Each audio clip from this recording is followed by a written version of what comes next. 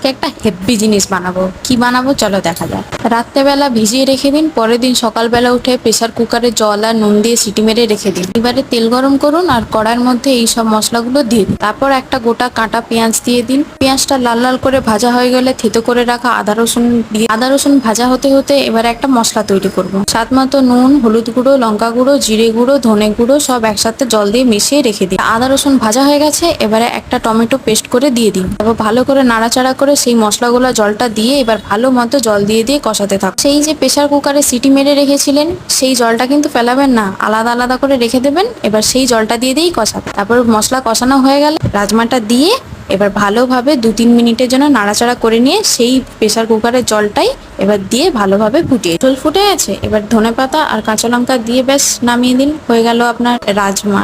এবারে বুঝতে পারলেন আমি কি বানালাম। ভাত রুটি যা ইচ্ছা আপনার তাই দিয়ে খান আর আমাকে সাবস্ক্রাইব